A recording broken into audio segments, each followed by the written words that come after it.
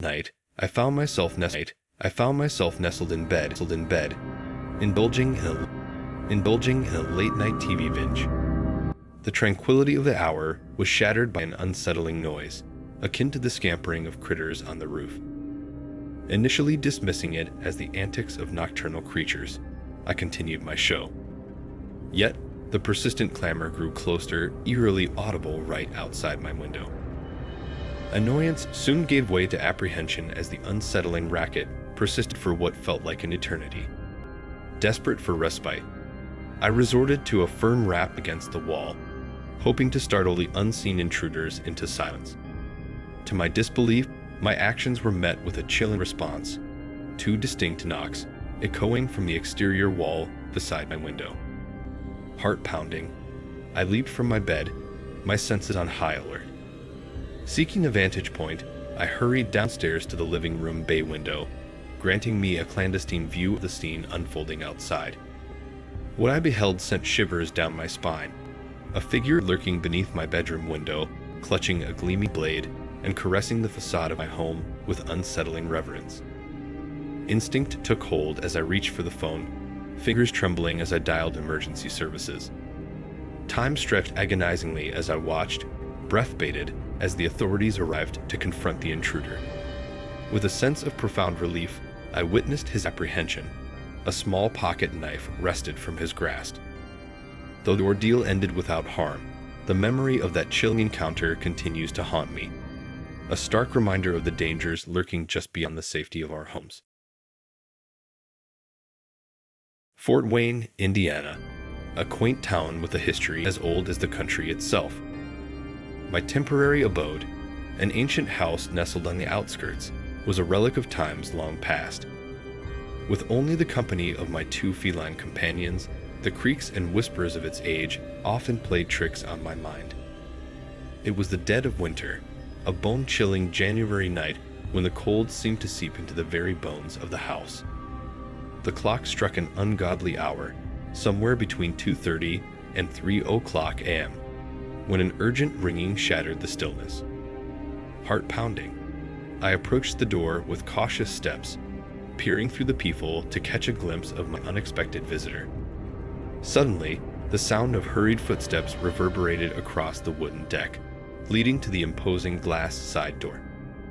A guttural moan pierced the air, followed by the unsettling jiggling of the doorknob. Panic surged through me as I fumbled for my phone, fingers trembling as I dialed the authorities.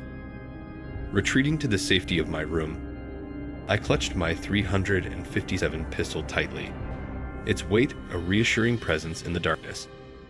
Outside, shadows danced across the windows, each attempt at entry sending a shiver down my spine.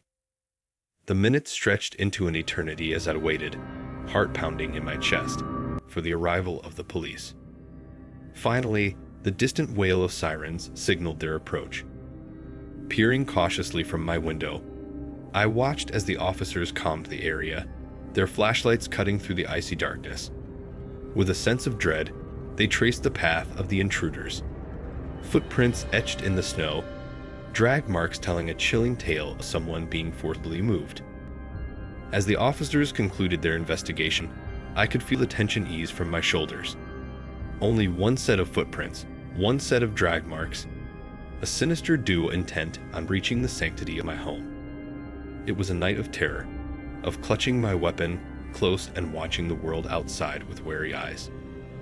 In the aftermath, I made the decision to leave, not solely due to the harrowing encounter, but also the unsettling realization that Fort Wayne held darker secrets than I had ever imagined.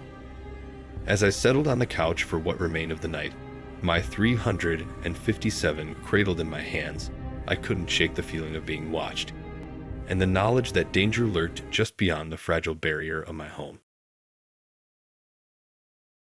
To our new house a few months back, an exciting time of new beginnings, or so we thought. Little did we know that our cozy abode came with an unexpected guest, a spectral presence lingering in the very walls we now called home. It all began with the tragic passing of the previous renter, a man in his mid-40s, right in the heart of our living room. The somber echoes of his departure seemed to linger, casting an otherworldly shadow over our new beginnings. Shortly after settling in, our 2-year-old daughter, with her tender innocence and vivid imagination, started to weave tales of a ghostly companion in our midst. Now, as any parent knows, 2-year-olds are impressionable creatures, easily swayed by the whims of their imagination. Yet, her persistent claims of a friendly ghost inhabiting our house gave me pause. She spoke of the ghost in her playhouse in the basement, on the stairs, even standing silently in the corner of a room. Yet, what struck me most was her lack of fear, her belief that this apparition was not an intruder but a friend. I found myself in a peculiar dance between skepticism and curiosity, unsure of what to make of her fantastical tales. In moments of quiet, I would address the unseen presence, offering a warm